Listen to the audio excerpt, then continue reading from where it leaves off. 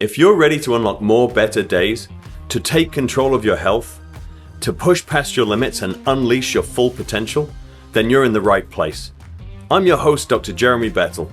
For over 2 decades, I've worked with elite athletes and high performers, helping them optimize their bodies, strengthen their minds, and recover from setbacks. Now I'm bringing that expertise to you through the Vitality Collective podcast. In each episode, we'll dive deep into the science, strategies, and real-world solutions you can apply right away. Whether it's enhancing your physical performance, avoiding or recovering from injury, sharpening your mental edge, or simply feeling your best every single day. With insights from top experts and thought leaders, this podcast is designed to help you take action, feel better, and live the life that you deserve. Welcome to the Vitality Collective podcast, where every day is vital. Today, I'm joined by Kyle Gonzalez, a strength and conditioning specialist and VP of Performance and Coaching at Koya. I've spent over a decade helping people move better, live longer, and get out of their own way when it comes to health. In this episode, we talk about why most of us have reduced movement down to just exercise and what we're missing as a result. How to design your environment so healthy choices become the default. And the mindset shift from all or nothing to always something that actually creates lasting change in your life. If you've ever felt like you don't have time to be consistent, this one's for you. Let's get into it.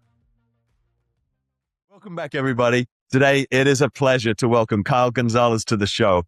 Kyle has been an athlete, he's an author, he's a coach, and we're going to dive into all things movement and exercise today. One of the particular themes that has really stood out from Kyle's work is this concept that movement has really become reduced down into exercise.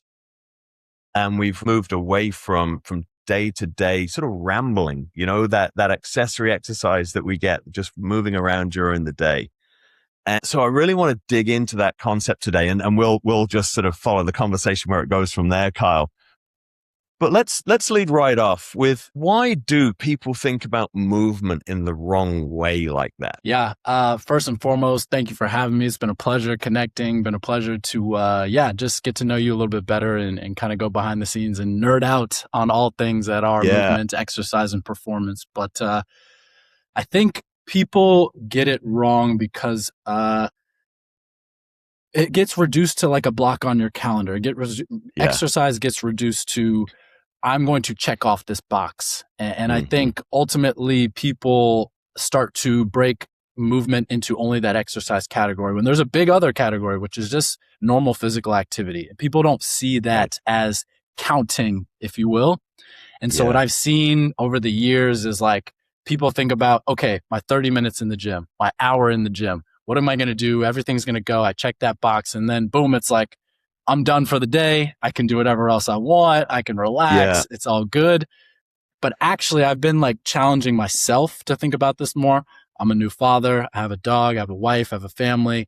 And I've been challenging myself to think, how can I expand this definition of like movement and what it looks like to me?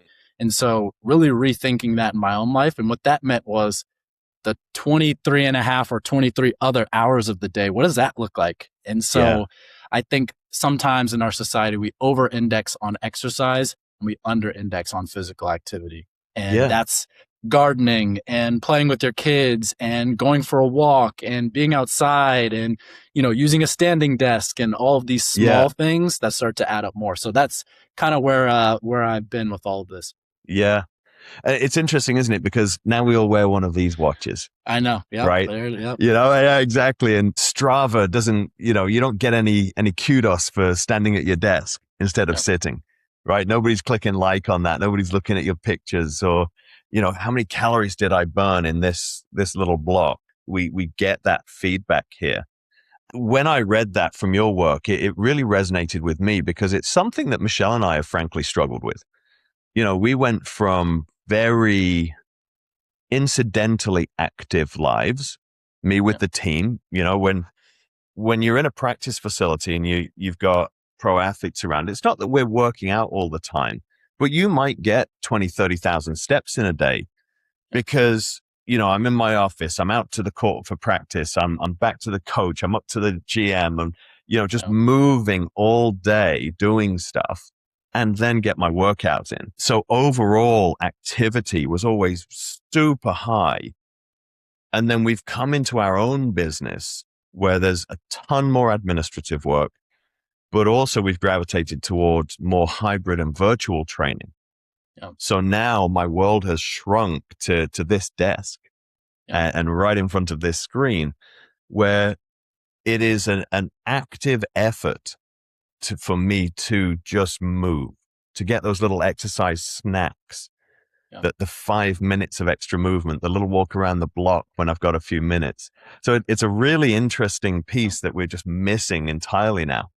Yeah, it's a great point, and it's a transition I've had too. Former athlete, been in that world, coach, all of that, and now working remote, working for startups. It's like, you think a lot about environment and what does your environment look like, and is your environment set up for you to have frictionless movement experiences, or is it set up for you to have to be intentional? And I think that's what we're talking about here is like, how are you intentional about setting up your environment so that movement comes naturally? And so for me, it's like, I had to get a standing desk. I have an under desk treadmill. I had to place things in my environment, like a jump rope. I have a kettlebell and things like that. So it's like, it's always in my environment, but also the systems I set in place. And so it's like, we all live off our calendars. And for me, it's like, if I don't schedule a block, I call it like a 9-12-3. I schedule a block at 9 a.m., 12, and 3. It's like, do I always hit those blocks of going on a walk or moving or something? But no, it's a reminder to me like, hey, Kyle, like you're going to be here in this space for a long time. This is your reminder to move, because I think we think a lot about adding more exercise, but we don't think a lot about reducing inactivity. Being sedentary is almost a disease. It's an illness, and it causes inflammation, and it's like this low grade chronic inflammation that we want to stay away from. And so for me, it's like literally getting off my desk and doing 5 bodyweight squats. It makes a difference. Or going on a walk around the block. It makes a difference. And so I think people don't equate that to like, oh, that's exercise. That's going to make a difference. That's going to move the needle. But when you add it all up, it compounds. It helps to deal with some of these things, and it helps to break that up. Wow, there's a lot to dig into there. I love the 9-12-3. Love that. Help people understand like a duration there, because people are thinking, well, I don't have half an hour to go and work out, 9 and 12 and 3. I got a job. It's not like that, is it? How do you think about that? What is the kind of movement? You mentioned 5 bodyweight squats. Is that it? Or are we a little bigger? Explain that a bit to us. Yeah, no, that's a great question. I think this is another place where people, they fall into the all or nothing mindset. And I like to try and shift people to like always something. And so a great friend said to me, anything over 0 compounds. And I love that, because it's like any small behavior, if you're doing it consistently, it will compound. And so for me, the 9-12-3 is literally a 5-minute block. And so again, there's research, so much research, and it depends on the intensity. But I saw a study the other day that like 9 minutes a day, but in 3-minute increments was better than, I forgot what the number was total throughout the week. But anyway, 3-minute increments, 3 times a day, 9 minutes, higher intensity. So running up the stairs, doing some burpees or whatever, that's 3 minutes. And that was associated with something like a 20 to 40% reduction in cancer mortality and all-cause mortality. And so these studies are out there, they're everywhere. And it's not necessarily, like I said, all about, okay, how much time can I get in? It's about breaking up the sedentary blocks, but also accumulating time. And there's this term now circulating that's called SBAEs, short bouts of accumulated exercise. Tons of research coming out of this. It's basically exercise snacks. But I think, again, it's really like turning on a light bulb to me and the people that I work with of like, I can show you the research and studies of if you can just get, call it 3 5-minute blocks throughout your day, that can actually be better than one isolated 20 or 30-minute block and nothing else for the rest of the day. And so for me, the 9-12-3, I don't always hit all of them, of course not. But when I do, it's just a constant reminder in front of my face of like, just do something. And for me, I like to kind of switch it up. I can do push-ups, I can do squats, I can do a wall sit, I can try and go for a walk. we often discount these 5 to 10 minute blocks we have throughout our day. And what do we end up doing with it? We throw it away by, I'm just going to check my email because I don't have enough time to do this thing. Or, I'm just going to cover this little thing and those things add up. And if you looked at all those blocks throughout your day, it's like, that's actually 20, 30, 40 minutes. And when I talk to people, they're like, Kyle, I don't have time. I don't have 30 minutes throughout the day. And I'm like, but if you added up those blocks, you might. And that's the thing. I bet if you looked at your screen timer on this thing, and you looked at your Instagram, I bet you got 40 minutes on there.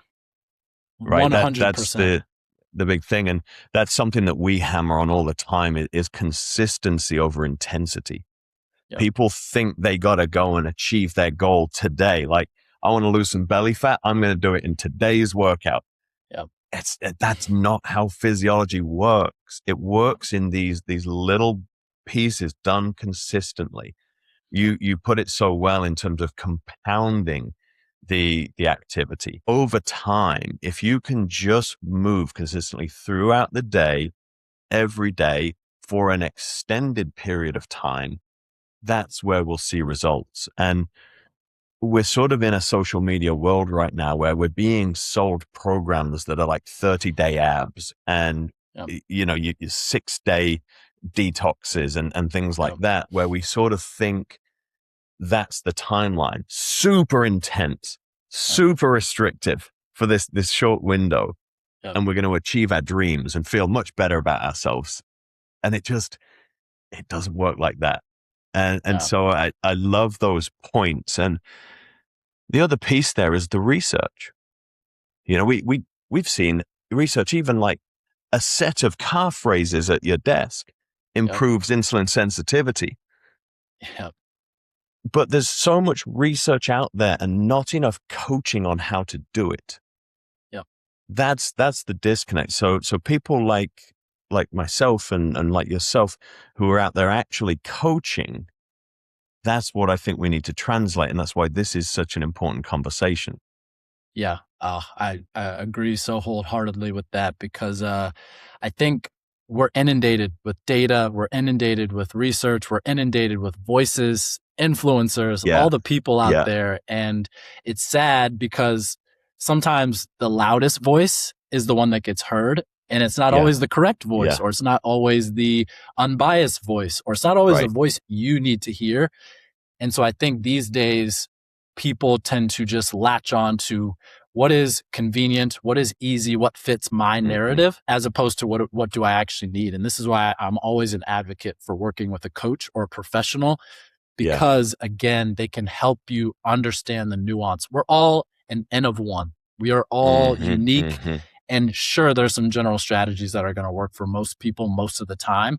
But if we can get down into a personalized, nuanced solution, it helps these things become more sticky and more consistent throughout your days, as opposed to, like you said, yo-yo dieting, or I'm going to stick to this plan and then I'm going to burn out. And so I think for me, what I always help people conceptualize is, all right, there's like this chasm. It's like, what is realistic and what is ideal?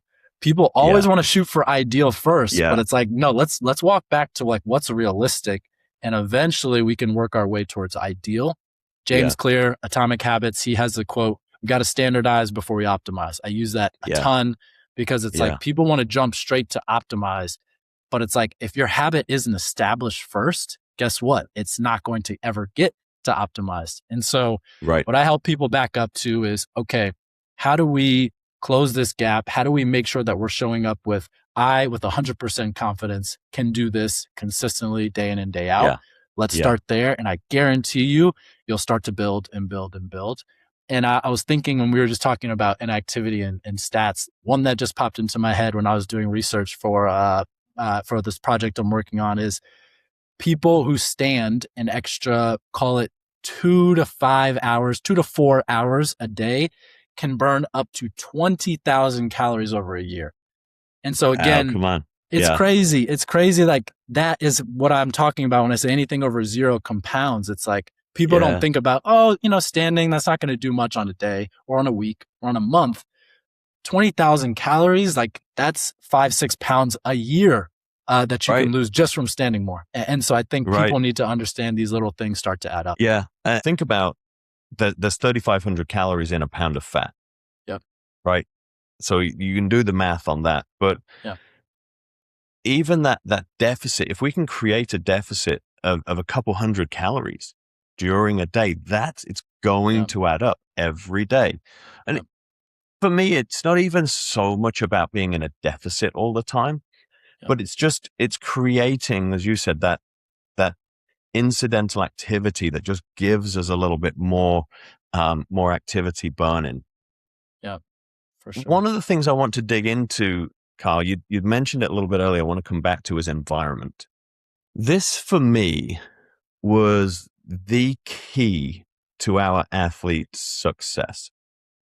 The way we went around environmental design very scientifically, we used Daniel Kahneman's work. He won the Nobel Prize for behavioral economics, basically stating that we aren't rational beings and we can be nudged in a direction, right? If we have a buffet and we put the salad at the start, people eat more vegetables.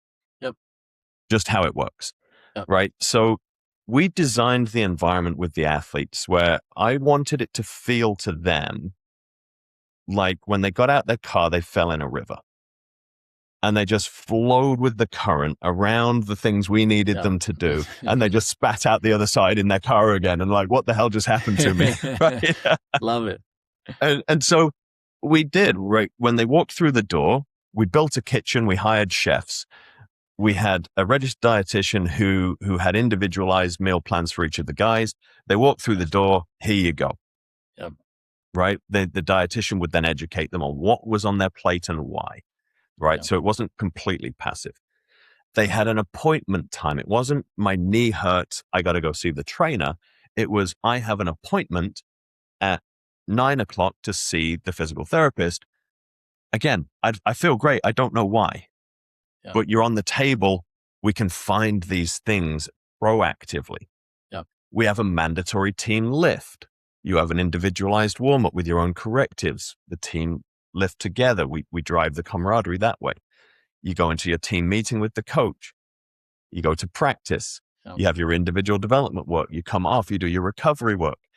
Your dinners or your lunch is waiting for you when you come off the ice. All of this stuff, it takes out the decision fatigue.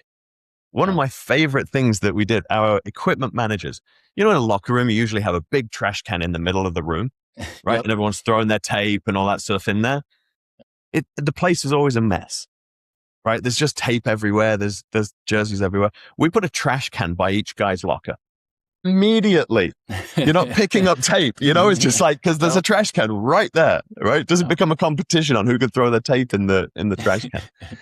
So just by how we designed that environment, our athletes were in the system.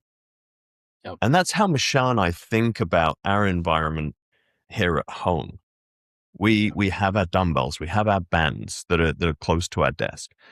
But in the fridge, we have the things we want to eat visible. Oh yeah. Right? If you put the vegetables down there in the veggie tray at the bottom, in the drawer, closed, and you've got all your sauces in the door, well, you're not going and grabbing a bottle of sauce and having a sip, but you don't think about those veggies. So we cut them up and we put them front and center, right? They're in glass containers where we can see them with the hummus, with the stuff that we actually want to eat, and it's visible. We don't have boxes of cookies in the cabinet. If we want a treat night, we go get it and we have it for that night. So dig into a little bit about how you help these things land for your clients, how you help them with their environment. Yeah. Oh man, so much gold in what you just said. And I think it's so important. I always tell people that I work with, your environment is affecting you positively or negatively, whether you know it or not. And I think people are constantly being influenced, like you said, and read Kahneman's work, Thinking Fast and Slow, one of the harder, denser books to get through, but amazing work for sure. But yeah, I think generally I try to break it into external environment, and this is like people, places, surroundings, and stuff like that. And then internal environment, thoughts, beliefs, mindset, all of that. And so generally with people, it's like, it's very controllable to control your external environment. And like you said, can you set out your workout clothes the night before? Can you have things that are visible to make you move? Can you make sure that your food environment is great? But I also think the company you keep, and the biggest one for me that I think these days is so important that I emphasize with people, is the information you consume. And I think a lot of times people are on social media and they're either confirming biases they already have by only looking at certain media, or they are, Google will always give you an answer. ChatGPT will always give you an answer. And so I think that's the hard part. It's like, you can type in anything and you're going to be like, I have a cold, like these are my symptoms. And it's like, oh my God, I have this disease. And so it's like, you'll always get a confirmation. But what I think is important for people is to curate your environment and audit your environment when it comes to information you consume, when it comes to the people that you keep around you, when it comes to the actual physical space you're in. We work with a lot of people and like high performers, entrepreneurs, executives, and you'd be surprised what their desk looks like. And, if your desk is all cluttered, what is that doing with your mental capacity? And how is that seeping into how that affects you? And so we always say a cluttered desk is a cluttered mind. And it's the same thing when it comes to movement and all of these different things. And I think one of the things that makes it super, super easy is to have a space that you feel comfortable in at home, or things that are around that you can use, because you always want to eliminate kind of two big excuses. One is, I don't know what I'm going to do and I don't know when I'm going to do it. And I think if you can just, I have a space in my home with a dumbbell, or I have a space in a home with a jump rope, or just a space where I can do body weight work, I think that eliminates, like you just talked about earlier, a lot of this decision fatigue. I got to drive to the gym. I then have to understand, will my equipment be open at the gym? And then I got to have the right outfit. And it's just a lot of decision fatigue. And so I think after COVID, a lot of people have realized it's like, you don't need the fancy gym. You can have a couple pieces of equipment at home. You can be way more consistent that way, and you can build something that is way more accessible. And I think it just goes back to, how do you make the healthy choice the easy choice? And how did you talked about it? You had a perfect example of, I don't bring, cookies or things in the house. I create more friction of, if we actually want this, we got to leave. We got to get the keys. We got to get the family together. We got to drive. Like, that's a process. There's friction there. But then the healthy choices, how do we reduce friction? Like you said, I do something similar. I call it snack prepping, where it's like, prep all the snacks beforehand. And I think that in general is just like, how can you make the healthy choice the easy choice? That is something that has been a theme, especially lately, and especially with, I've just recently moved and I have a newborn, and all these things. You got to really figure out the ways that you can make these things frictionless, as opposed to you have to make a bunch of decisions over and over and over to get to where you want to go. Yeah, I really love that, especially on the what am I going to do and when am I going to do it? Today, Michelle and I ran into the thing. We have our workout planned. We had the time on the calendar. We were getting ready. I had my pre-workout drink. It's got like 40 grams of carbohydrate in it to fuel my weight session. It's got some protein in there. So I throw that down before we go. And that's just what you need. Like, you got 40 grams of sugar, basically, like, getting into your system. You walk into the gym and it's closed, right? They've closed the gym floor because they're moving stuff around. So adaptability is one that I like to add to that. Is like, what's your backup? Because it threw us off. Like, then I'm all pissed off, right? Because I've had my drink. I've got all this sugar in my system. I'm ready to go burn it. And what am I going to do? So immediately come home. We got a little rebounder. And so then I get on the rebounder. I get some blood flow going. Then I throw the leash on Lizzie, our little dog, and we go for a good walk. Just something else. And then we know they're going to be open again tonight. And so we're going to go lift. But it's tough. You make your plans. And so having backups, being adaptable, I think, and realizing that walk in the long run, is there going to be a difference between the one lift and the one walk 5 years from now? Absolutely not. It did me so much good to be in the sun, have a little walk with the dog, it was fantastic. Yeah, that's a great point. It reminds me, I had a conversation with a friend earlier, and I was talking about be clear with where you want to go, but flexible in how you get there. And I think Yeah. that is where a lot of people, they get so rigid and I'm doing this plan and I need to do this and I need to be in the gym for an hour and I have to do these Right. specific exercises. And it's like, life doesn't work that way. Life is always going to throw a wrench into plans. And so we need to be resilient and we need to be adaptable, like you said. I remember one time I had a long run plan. I've been trying to get into running. Oof, it's been a journey, but Tell me about it. I'm doing the same. I was gonna say, oof, that's been a journey. But my headphones, they were dead.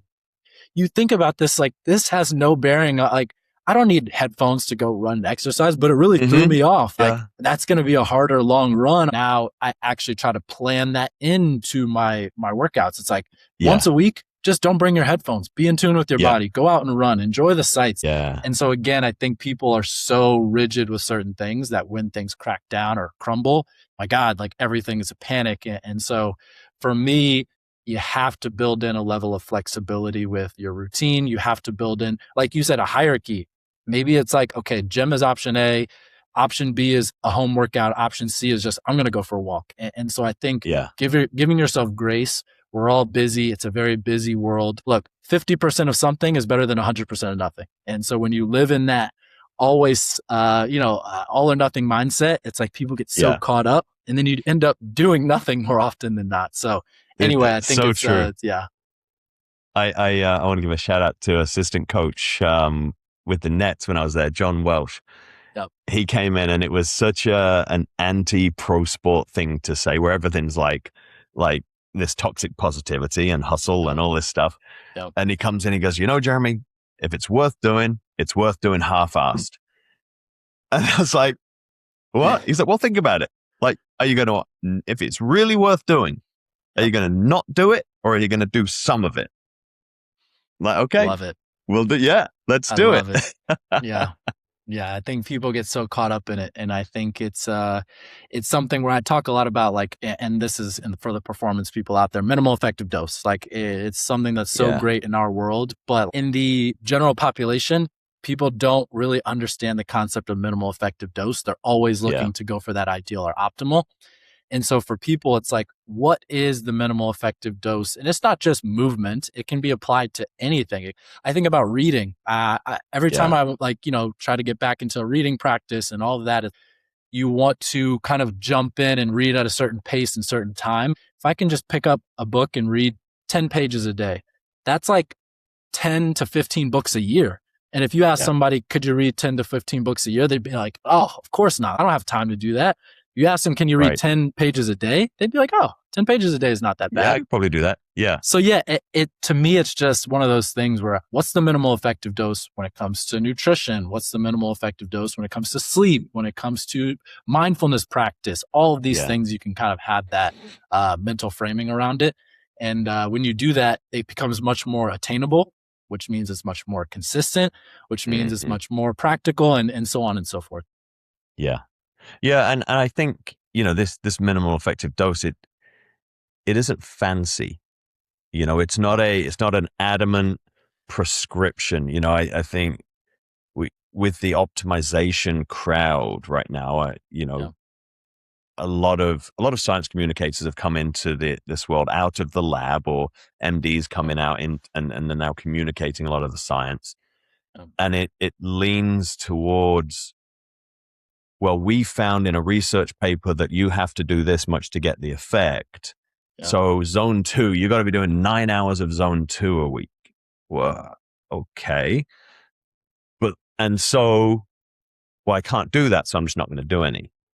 And so zone 2 is actually getting a bit of a hard rap on social media right now. But I think whenever we start over prescribing, over optimizing, or over vilifying, because some people like zone 2.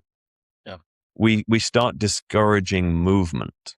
Yeah. And I think, to your point about coaching earlier, and we talked about consistency, a lot of times I think when people don't achieve their results in 6 weeks, like Instagram said they would, they drop off. because nobody's coached them on that nuance. Nobody's helped them through that discouraging phase, which we go through as professionals. We still live in our bodies, right? Just because we know all this stuff, like you mentioned running, I'm starting my running program, right? We're 4 months in. There are no shortcuts, right? It is really hard and it starts getting easier, but you can push more and all the rest of it. And it just takes time. Yeah. And so we've been in those dips where you have a really crappy run and you're just like, oh my God, like I'm just not getting there. Yeah. And I think that it's such a really important point that you make, to be coached and to not overprescribe and think about, well, what can I do? What's that minimal dose? How do you coach your clients around that timeline piece and around a system to help them sustain and get there? Yeah, it's a great question. It's a great point. I think really, again, it's helping them understand where they are now, where they want to go, and helping set up a plan that is, let's focus on today. And like I said, clear with where you want to go, flexible on how you get there. But let's set up some systems so that we can be consistent and so that it can start to compound and build. And I think one of the major things is just making sure that people actually have an idea of where they're starting and, making sure they understand, like, okay, this is the place I'm starting from a movement perspective, from a nutrition perspective, because a lot of times there's a dissonance around, especially, nutrition and movement, of where I am. And I think if you can level set people with, hey, we are here, and generally this is how long it's going to take, in order to make steps, and these are checkpoints along the process, you can be more realistic with people and you can level set their expectations. Because I think a lot of the times it is an expectation issue. It's and people are looking for certain things early, but that's the world we live in. There's clickbait, there's social media where people can see all of these ideals and they think they should be a certain place. But I think bringing people back to, okay, where are we now and what is the plan and how is that going to be executed over time, is great. And having people expand their time scale, but also we're focused on today. That's it. We're focused on how can we show up and win today? How can we show up and win, this workout or whatever it is, and not even win? How can we just show up? I talk a lot about like showing up as a skill, and that's a very valuable skill. If you have a workout 5 days a week, that's supposed to be 30 minutes.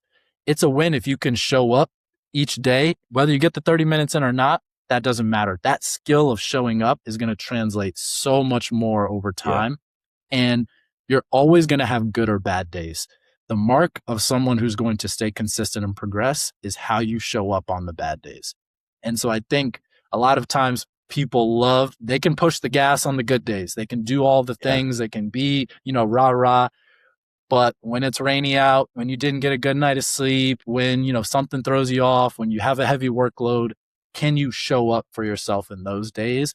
And I think it really comes down to building systems so you're not negotiating with yourself too much. For me, I don't recommend this for everyone, but I started working in the professional world after being an athlete, and I was like really pursuing a professional career. And so like my health started to slip, my mindfulness practice started, my sleep started, everything, it starts to just drop. And I made a pact with myself of, I am going to show up and do something movement related every single day. And to this day, I can count on one hand. That was 6 years ago. To this day, I can count on one hand how many days I've missed. But it's not every day I'm out there like lifting weights or running a marathon. No, every day I am going for a walk. I'm doing a gentle yoga flow. I am, doing a light run. But it's a non-negotiable. I don't have to debate in my head, am I going to do this? It's when am I going to do this and how is it going to fit in? And I think sometimes people think it's a time problem. Kyle, I don't have enough time to do this. I'm busy. I have a family. I have all of this. And I say like, that's great. Let me just let you in on a little like secret and see how this lands for you. CDC recommends 150 minutes of moderate activity a week or 75 minutes of vigorous. 150 minutes a week. If you broke that down into minutes over the full week, that is 1% of your time. 1% of your time, can you dedicate 1% of your entire week to improving your health, to moving more? And when I say that to people, there's almost like this, oh, wow, maybe it isn't a time problem. Maybe it's a priority problem. Because then what I list out is how much time are you spending on social media? How much time are you watching TV? And again, it's not to, compare, contrast, good, bad. It's just illuminating for people. It doesn't take a lot of time. It just takes intentionality, consistency. Yeah. Yeah, exactly. And something I just want to go back and touch on. Yeah. The baseline piece, identifying where you are. The misconception here with people where they believe they are and then finding out where they actually are can psychologically be very challenging. Yep. When you don't realize or you don't see yourself, like when you check the box, how active are you during the week? Highly active, moderately active, sedentary. Nobody's checking sedentary. Yeah. But when you actually find out that, no, you are a sedentary individual and your body fat is here and your BMI is here, and it can be very, very discouraging for people, right? Because they don't see themselves in that light and they don't realize how far they've slipped. And then when you do make that plan for, okay, here's the reality of where you are and here's where you've got to go. Again, I think that's where coaching comes in, but support and encouraging people as to they can do it. Don't give up. Like, you're not beyond hope at any point. There was a recent article that Stu Phillips was discussing on social media the other day about every single person that has ever been studied in a resistance training program improved. 0 participants failed to get better. And I think we've got people that are in their mid 80s. We've got people that are in their 40s. Everybody gets better. And so it can be really hard. Michelle and I, when we started our business, exactly as you said, our priorities shifted. A season of life changed where we moved into a different season of life. We finally got back to doing our fitness testing. We did our skin fold calipers and measured our body fat. And we had to sit down and have a little bit of a panic for a moment. But you get back in the process and it will come back around. I think that's a really important thing just to know for people when they do find out where they are. Yeah, no, and you mentioned a couple of things. One being community, and I think that's super important in that when you have a coach, you have someone who's in it with you, who's guiding you, who's helping you. Like I always talk about the gap between knowing and doing. There's a gap a lot of times. Like we know we should eat more vegetables. We know we should get 7 to 9 hours of sleep. We know we should move more, but like, why aren't we doing it? It's not all about education. It's about accountability. It's about support. It's about the environment and all these things we've talked about. And so community is one piece. Do you have a supportive group of people around you who are pushing you towards that, or are people pulling you and you're fighting that tide? And then also like identity. I think this is a huge, huge piece. Again, James Clear talks about in his book, but for me, the way I think about it is I love talking about minimal effective dose. I love talking about these small tweaks. I love kind of not going the quick fix, hacks, temporary solutions. Like, let's figure out what is realistic and consistent. And that might be really, really small, but guess what? Those small wins build so much momentum, and showing up for yourself is almost it proves to yourself that you can do what you say you're going to do. And that's a huge thing mentally for people, is like, even if I say I'm going to walk for 5 minutes every day, if I do it enough times, you're like, oh, okay, what else can I do? And like, you get confidence, you get momentum. Yeah. And I think people need to understand that no first step is too small. And I think it's Ryan Holiday, who, has all the great Stoic books. He said something in one of his newsletters that was along the lines of, the best time to start was last year, but the second best time to start is right now. And so, right. how can you think about, what can I do right now? Doesn't matter about last year. Doesn't matter about next year. What can I do right now to put myself in a position to get to where I want to go? And I think when you break it down to that, it's not, okay, if I want to run a marathon, I have to run however many miles over the next 6 months. It's like, no, if I want to run a marathon, what do I have to do today? Let's focus on that first, bite off what we can chew, eat the elephant one bite at a time, whatever cliche you want to use. But I think it is starting small, building the momentum. That helps you reinforce the identity. And it's like, I am not running a marathon. I am a runner. And I feel like and you start to build that identity, and that comes from proving to yourself that you can do what you say you're going to do. Yeah, it really does. And I love that piece of in starting small. That's what we've always done when we've had times we've drifted away from our habits, and we've always come back to them, but we don't try and jump back into where we were at our best. Yeah. Right. It's so common that people, okay, I was doing 2-hour workouts. I haven't worked out for a year. I'm going to jump right back to the same weights, the same intensity, and then you can't move. No. We would literally go to the gym for 15 minutes. Yep. Right. We would go in, we would stretch, and we'd do one circuit. Yep. The weights we would use would be super light, because one of the barriers was going in being like, this is going to be so difficult. Yep. If you know you're going to walk through the door and have it be easy, you'll go in and do it. Yep. And your capacity will start to come up, but also your psychology starts to shift, where you'll have that one day where you actually feel like you want to push and be tired again. You know, and it just takes not defeating yourself. It's enough dopamine hits, right? To be like, no, I can do this. No, this is me. I am a person who does this. And so that identity really does start to grow with that habit. Yeah. I was going to just piggyback right on to that.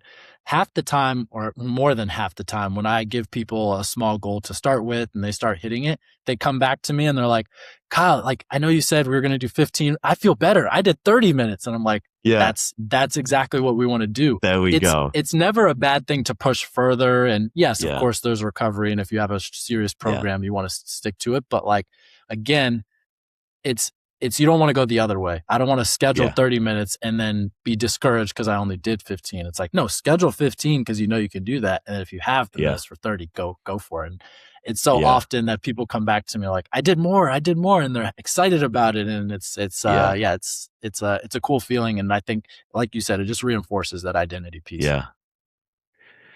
One of the groups right now that I think are just getting hammered online with conflicting information and a lot of noise is women, and particularly women in midlife. Yep. We're just seeing so much of this complicated messaging around cycle syncing, perimenopause. You have to lift this specific number of reps, this weight. You have to have protein before you go to the gym, or you shouldn't bother going to the gym. It's just like the messaging, like it can be so discouraging of movements because it makes you think that it's like you got to catch this snowflake in your hand. Right. And it's got to be this perfect scenario where it just stays there. And if you miss it, it's gone. Right. And so for women who listen to this, I'm really interested in what you've seen with your clients. I've trained hundreds of female athletes. I've had athletes come into the gym under so many different circumstances. When you're in college, right, your first lift is at 5:30 in the morning. Do you think everybody's come in and had their 30 grams of protein and they've had their 9 hours of sleep and, you know, like that? It's not an optimal environment. And, you know, I've got 250 female athletes. Do you think we've tracked everybody's cycle and we know who's in their follicular phase? You know, it's like, everybody comes in and everybody lifts at 5:30 because that's when the lift is. And we've seen incredible results, incredible adaptation, because the important piece is the stimulus. And so I'm really fascinated to hear how you're encouraging your female clients and the adaptations that you're seeing with them. Yeah, this is such a great point. And I think I feel for that group because there is a lot of noise. There's a lot of conflicting voices out there. There's a lot of conflicting protocols out there, and it's hard to Mm-hmm. keep up with all of that. And I think for me, first and foremost, it's helping the women that I've worked with get out of their own way and get out of Yeah. their head with certain things. And I think that means dropping some of the expectations that they might have about strength training or cold plunging or nutrition or all of these things where there's just so much, they're inundated with so much noise. And I help them come back to first principles. What is the thing that we need to be doing right now to help you on this journey? And I think ultimately it is more times than not a lot simpler than a lot of people make it. And sometimes people believe when they're in a stressful state, when they're in a high, kind of worry state, it's like they need the complex thing. They need like this super complex protocol because they feel like their problem is super complex, but it's actually the opposite. It's like, can we just do the simple things first? And it's all the things we talked about, building confidence, building kind of know-how and all of that. But I think for me, we've seen a lot of progress and results from, again, sticking to the basics. And the basics, it's like, they're not sexy. We talked about this earlier. It's not sexy. It's not going to grab the headlines. It is not going to be stuff. It's stuff that you think you already know. But I'm like, okay, you know it all, but are you doing it? And that is like a key point of like, you're supposed to get 7 hours, but what are the tools? Can you build a wind down routine? Can you make sure your sleep environment is great? Can you make sure that you're getting up and going to sleep at a consistent time? Like, what are the tactical things that you can actually do? And a lot of the times when you start to question and break those things down, it's like, ooh, I'm actually not doing that thing. And ooh, I'm actually not doing that simple thing. And so it's adding up these micro habits and these simple things as opposed to these big long shot things, like you said, like 18-step protocol in the morning and my 18 supplements I need to take. And really, can we just walk it back to how many steps are you getting on average per week? What are you hitting protein targets and simple things? And so I think for me with that group, it's helping them get out of their own way first, helping them understand that one, you are not alone. And there's a lot of women that are dealing with some of these same things. And I think a lot of times they don't feel heard. A lot of times they don't have outlets for support. A lot of times they're in their own silo. Maybe they're a caregiver. Maybe they're a busy parent. Maybe they're a working professional and busy parent taking care of household things. So I think it's one, understanding that you got to give yourself grace. You got to start with the simple. You got to build the foundations. You got to get back to the basics. And nobody wants to hear that. It's like, of course, like, oh, everybody says do that. But it's cliche because it works. It's simple.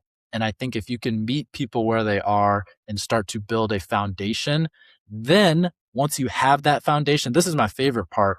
Once you build that foundation of nutrition, movement, sleep, all of these things, guess what? Now you can enter into the realm of, now we can think about these hyper specific protocols and things that we can layer on top of that. But when you try and do that on the opposite end, it never ends up working out. And it almost gets you more discouraged. And so, like I said, I feel for that group, and I definitely enjoy the light bulb moments that come on when you're able to help women get out of their own way and create a path towards sustainable health and not a path towards adding more stress to what is sometimes an already stressful plate. And so, it's near and dear to my heart. Yeah. And I think that's exactly the point, is that the complexity, all it does, certainly early, is interrupt consistency. Yep. Because you're like, well, I can't do it like that right now, so I'm not going to do it. I'll do that tomorrow. And when we break up the momentum. And for me, when I say like the stimulus is the important thing, I mean the lifting of the weights, the going for the run, the cardio, the hike, the movement. These are the stimulus that create a signal within the body to adapt and improve. When we talk about consistency, I am talking for a year, 2 years, 3 years, 4 years, 5 years. This is a process that you think about. The human body turns over every single cell every 2 years. So if we're looking for real change, real adaptation, that's our timeline. It's that 2-year process.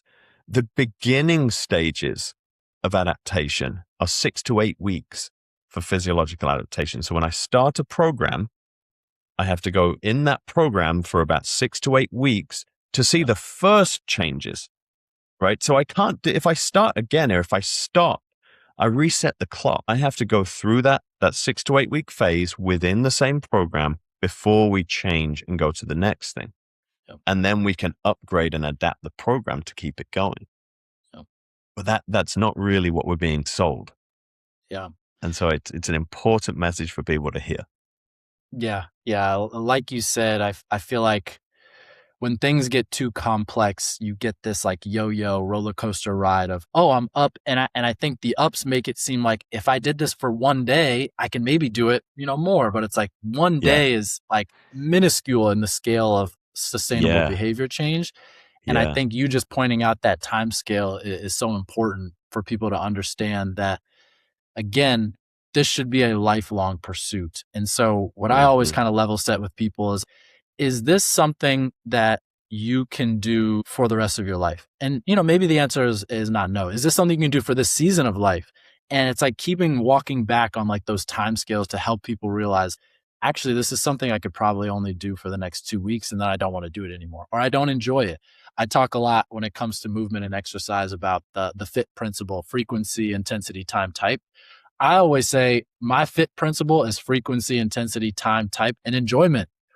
You have to have some level of like, I kind of want to be doing this. I always say a good program mixes a little bit of what you want and a little bit of what you need and kind of meshes those together. So you almost don't even know, the lines are blurred. And so again, you're not going to have compliance. You're not going to have consistency if you're trying to grit through this 6-week killer program, or what is it, like 75 hard and all of these things. It's like, that's great. Those things are great in terms of like kicking you in the butt, giving you some momentum. Yeah. But you're not going to 75 hard for 365 days or for the rest of your life. And so what is the 75 consistency or 75 achievable or whatever that is? That's where I want to start and build from there. We'll trademark that here. Like you heard it here first, right? You heard it here first. And I think it is really gratifying work to do to help people understand, okay, this is going to be a lifelong pursuit. This is how I'm going to get there. This is how I'm going to, support you along that journey. And I think level setting those expectations is so key, because expectations can so quickly ruin your drive, ruin motivation, ruin systems that are trying to be built, because you're expecting to be somewhere that you're not. But like oftentimes I'll work with people and it's, 6 to 8 week scale, and they're like, oh, well, Kyle, I didn't lose X amount of pounds or this amount of things. And they're almost overlooking. It's like, did you build the habits you wanted to build? Well, yeah. Is your body composition changing a little bit? Well, yeah. Are you eating better? Well, yeah. And it's like, these are massive things, but you were looking for, something that was, maybe not within the realm of possibility. So again, I think it's like, how can you just boil it down? What is realistic? What can I start to build that is a foundation, especially as we get into midlife? It's like, you got a family, you got work, you got parenting, you got all of these different things that are happening. Like, life is going to get chaotic. So how can you have something that is adaptable, something that you can stay consistent with, even with all of that? Because it's like, it's not a matter of if, it's a matter of when these things are going to kind of inject into your life. So super, super important points. Yeah. And I think that overemphasis on numbers, like weight, right? My weight didn't change. The overemphasis on what's my VO2 max. These numbers that are being popularized right now, these metrics. We had Dr. Michael Joyner on the show, and he talked. He's the world's leading expert in VO2 max. So I'm thinking, right, we can really get sophisticated here. We're going to get right to it. And he was just saying, like, if you worry about that number, it's no longer a useful number. Because let's say I start my training program, right? I am not a runner. And the day one, literally, we downloaded, Hal Higdon's program online, a basic 5K program, right? And the run number one, 3/4 of a mile. Yeah. Right. I run this weekend, it's 6 miles. But if I look on my watch and I see my VO2 max hasn't necessarily shifted. Yeah. So I'm thinking, oh, well, what a waste of time. Yeah. But what Mike was saying is that it's the doing that is the important thing, the capacity, the output. Yeah. So reframing from the numbers, I went from running a mile or less to now running 6 miles. I am healthier. Yep. Whatever this thing tells me, this watch, right? I am healthier. I am making progress. It is impacting my life. Yep. My weight hasn't changed an awful lot because I still lift weights. Yep. Right. And I still do all the stuff that I need to maintain my lean mass. Yep. So if I was worried about my weight, if I was worried about my VO2 max, I would think my program wasn't working and I might stop. Right. So I think the markers of progress that we actually pay attention to must shift a little bit to where can we do more? That's the important thing. Can we do more? Do we have capacity in our life to do more? Yeah. Oh, the capacity conversation is great. And, the company I work at, Koya, we do a lot with wearables. And so inevitably you have the people who get a little bit neurotic about the wearable data. Yeah. And they get so swayed about what their sleep score says or what their VO2 max calculation is. And, these things are algorithms. Sometimes we know, sometimes we don't know what's in those algorithms. And it's sad because sometimes people will see such good progress, but they're so disconnected from it because they're so attached to whatever their watch or thing says. And they ride that roller coaster of up and down and left and right. And so I think we even had a conversation off the mic a couple weeks back about orthosomnia, where it's like your wearable is actually causing you worse sleep or more stress. And I think this is a big thing for me. It's like, we get a lot of data, we understand all of that, but like you have to have the so what. Like, what does this mean? How do I actually use this and incorporate it? And what I always try to think about is there's objective data and then there's subjective feeling. No matter what, for me, I'm always going to lean towards subjective feeling. And that if my watch says, Kyle, you slept poorly, but I feel great. Guess what? I feel great. Take on the day. Let's go. Yeah. If, other way around happens as well, I do think you can auto-regulate. If my data's in the tank and I know I have a really, really long, tough workout coming up, maybe I adjust that workout. Maybe I change how I approach it. Maybe I add better nutrition. Maybe I get better a nap, or maybe I do some mindfulness practice before. But again, we always say data is a tool, not the rule. And I think a lot of people are sometimes blind and they just follow whatever the data says, and I'm going to go do this. But you have to be in tune with your own body. And sometimes this is why we like to build the lifestyle habits and stuff before you get a wearable. It's like, you have to be in tune with your body first, and you have to really understand what it feels like to go through a workout and what it feels like to get good nutrition and what it feels like to get good sleep, because that feeling alone is what you're chasing, is the reality, is feeling good. Yeah. You're not chasing numbers on a wearable. I ask people this all the time. If you felt great, got great sleep, had energy, had higher capacity, but your wearable metrics sucked, would you take that? Like, yeah, like most, and it's like, well, there you go. Like that's what we're going for. We're not going for the wearable metrics changing. We're going for the feeling and the capacity and the, ability to take on your day the way you want. And so sometimes people get it all convoluted and mixed up. Yeah. And I think we've had a bunch of these conversations on the podcast. It's really interesting because what my job was to bring technology into these pro teams that I went into as the first performance director in a lot of these environments. And we would be very careful about, even with the professional athletes, what we showed them and what we didn't. Yeah. It would cause them stress. It would interrupt their sleep. It would interrupt their game day performance. If I told you had to be above a 90 on your sleep watch, and we're on a back-to-back and we've just flown from New York to New Orleans, and you're at a 70, wait, you told me I couldn't perform if I wasn't at a 90, right? Yep. So we found a lot of that. And now that data is being brought out into the general population where there's no context for it, right? You don't have me. That this watch doesn't come with me and my sports science team, Yeah. right? Where we can translate that data into actions for you. Yeah. All the data is doing is giving you a guide. If you didn't sleep well, you'll be fine that day. Yep. Have a cup of coffee, take a nap, you'll be great. Yeah. What the data is doing is telling you the consequence of your behaviors, right? Long term, how can that data guide you back to better behaviors? Create Yep. context. Okay, well, I went out drinking. I got up early. I had to be back at work. I did this, Yep. this, and this over the last 3-4 days. And so now I'm having bad numbers. What I need to do is look at if that scenario repeats, how will I act differently? Yep. That's all the data's about. Yep. We can't be so worried about it on a day-to-day basis that it starts putting us into these wild behavior swings or how we feel about ourselves. We must keep that context. So we end every episode with our 3 takeaways. Yep. What would be the 3 key things that you want people to take away from this conversation?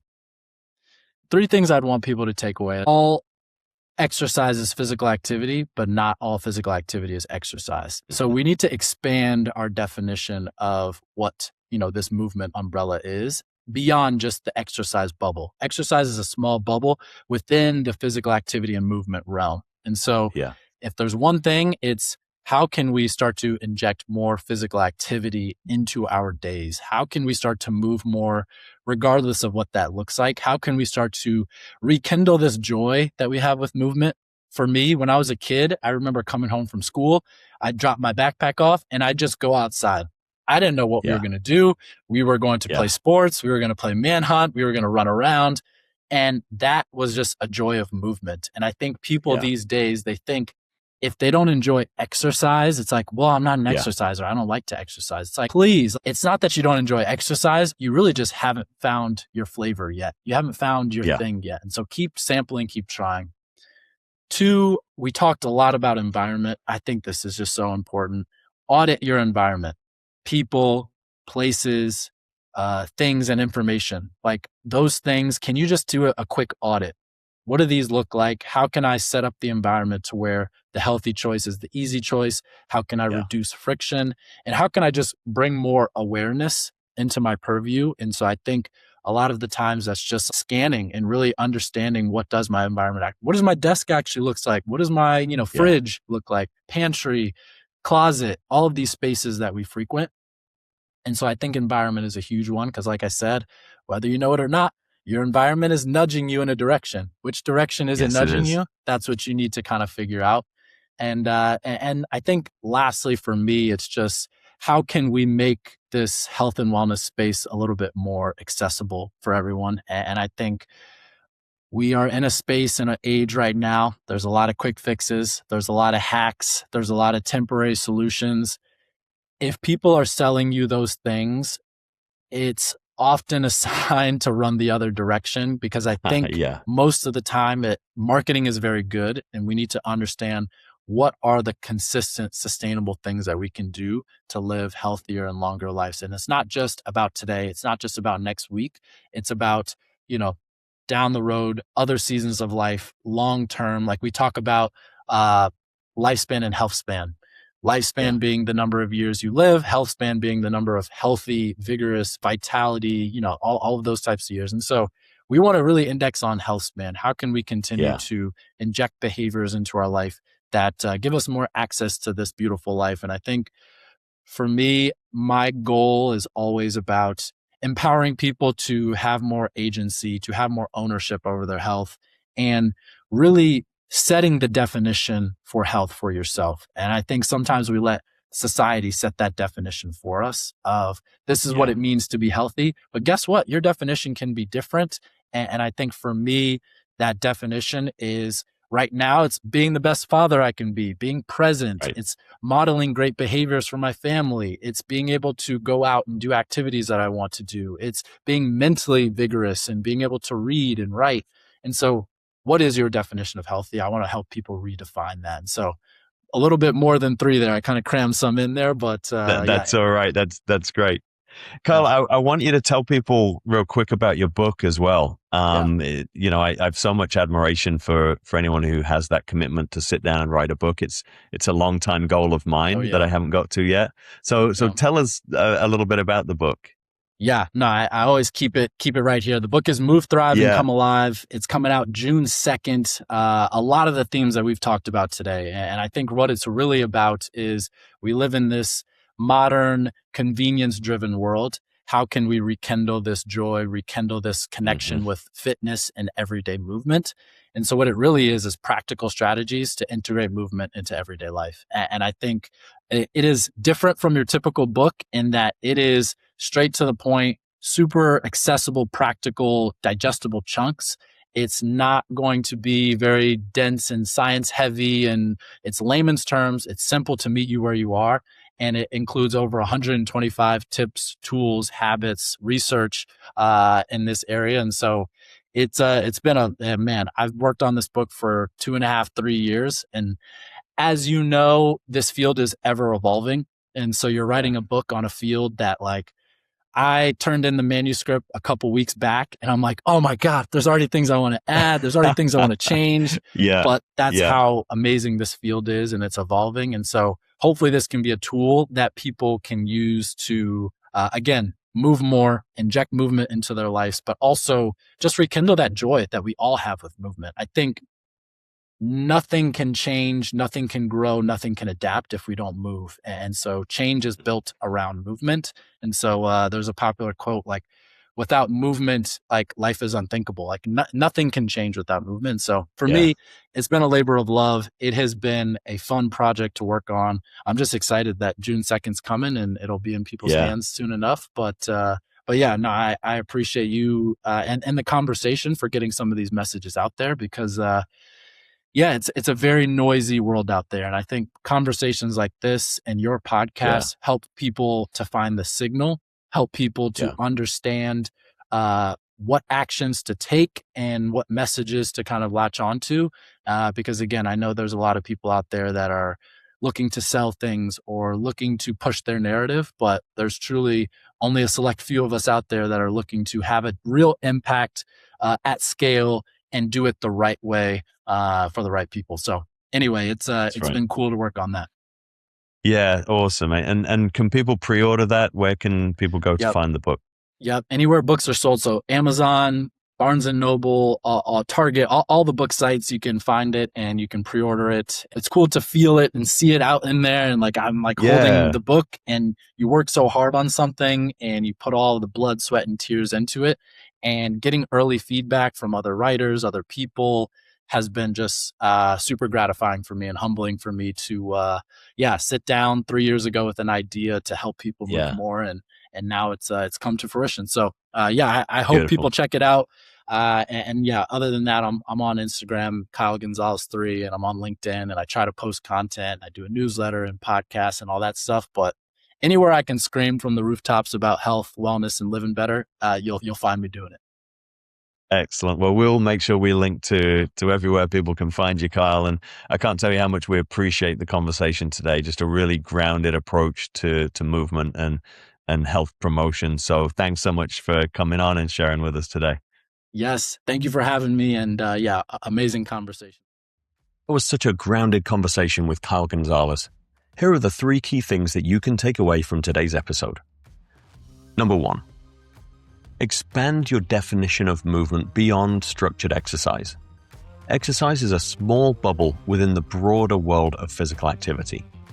Ask yourself how you can inject more movement into your day, whatever form that takes, and start rekindling the joy you once had for just being active. Number 2, audit your environment. Look at the people, places, things, and information around you and ask, is this environment nudging me towards healthier choices or away from them? Reducing friction for movement and increasing friction for inactivity is one of the most powerful changes that you can make. Number 3, prioritize long-term, sustainable health over quick fixes. If someone is selling you a shortcut, that is usually the signal to walk in the other direction. Focus on consistent, realistic behaviors that you can sustain across all seasons of life. Because health span is the goal, not a 30-day transformation. If this episode resonated with you, the best way to support the show is to follow us wherever you listen to your podcasts and leave a rating or a review. It makes a real difference in helping us reach more people who could benefit from these conversations. You can stay connected with us on Instagram, LinkedIn, and YouTube at Vitality Collective Performance, where we share additional insights, behind-the-scenes content, and updates on upcoming episodes. The information shared in this episode is for educational purposes only and is not intended as medical advice. Always consult a qualified healthcare professional before making any changes to your training, recovery, or health practices. Thanks for being here, and we'll see you next time.